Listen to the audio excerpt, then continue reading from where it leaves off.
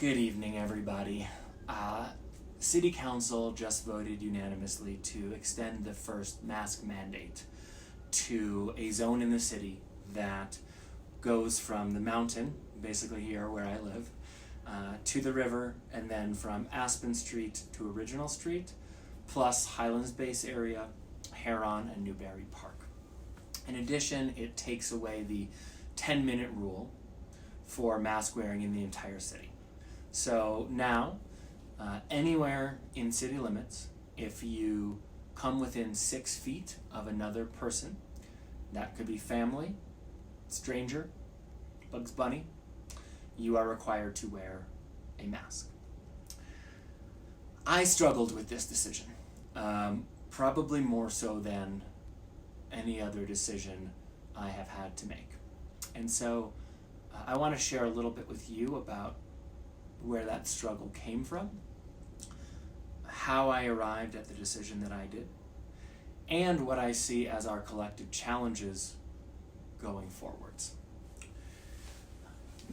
I struggled with this because as I approached this problem, I was viewing it purely through the lens of epidemiological data.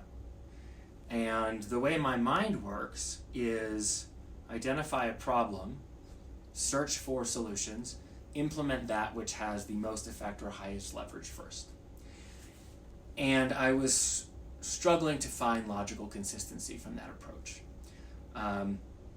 How do we, for instance, justify allowing individuals to sit indoors and eat next to someone for hours, but not allow them to walk past them outdoors where air is moving?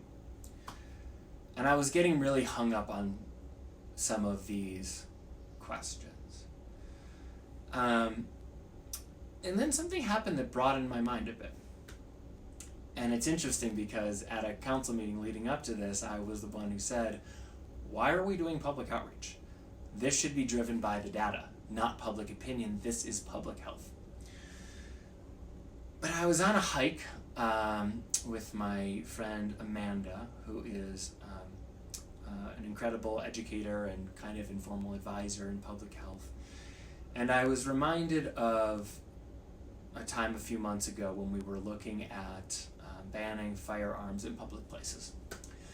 And at the time, an individual who is, carrying indoors, made the argument that until that weapon was discharged in a way intending to cause harm, no harm had come, right? Nothing was illegal, nothing was bad. And at the time I said, that's not true.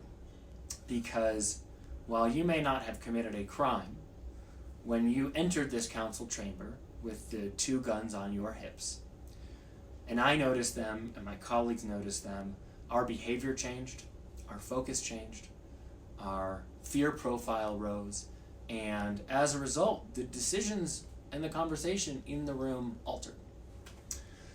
And in listening to over 1,000 of you share your feeling of insecurity living in your own town, I realized that the same principle applies here. That a significant number or members of our community are gripped with fear. And it encouraged me to take a step back from this sort of calloused, quantifiable piece, which is primary importance, but not the only importance, and recognize what I have been saying all along, which is that we are all in this together. That when I wear a mask, it's not for me, it's for you. And when you wear a mask, it's not for you, it's for me and other members of our community.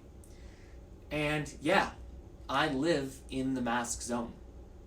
When I walk out that door, about 5 feet away, because that's the size of my apartment, I put on a mask, even if I'm going running. And you know what?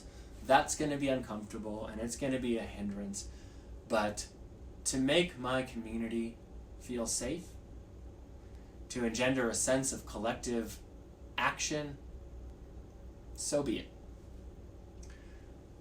And what we also need to remember is that this mask mandate is not a panacea. This is not a silver bullet. Our cases are not going to drop to 0 tomorrow. So if you're thinking that's what's going to happen and City Council just took care of you, this ain't going to be that. It will help, but it will only help.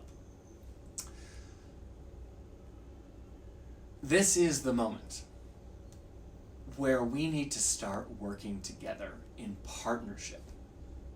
This is the moment when we need to start relying on medical experts and science to drive the conversation, which we are not doing to a high enough degree. We did not have a medical or scientific expert in our meeting tonight. That's crazy. We have not yet had a joint public meeting between City Council, Board of County Commissioners, and Board of Health. That's irresponsible. This is when we need to come together, because the 1,000+ of you who asked for us to take action on masks today were not asking, please, masks. You are asking, please, safety. And there's a lot more we can be doing. As we move forward into our winter, we are going to confront a very different environment than we are right now.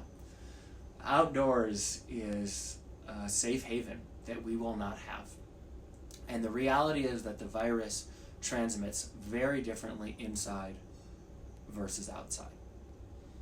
We are going to have to get a lot more serious about actually stopping the spread of this virus, or we may not have a winter. That's the scientific reality. So we need to take this moment to say, yes, masks as a step, but what are the things that we can be doing moving into winter to make that possible? We need to have universal testing. They have it in New York. We don't have it here. We need to have significantly better contact tracing. We don't have it.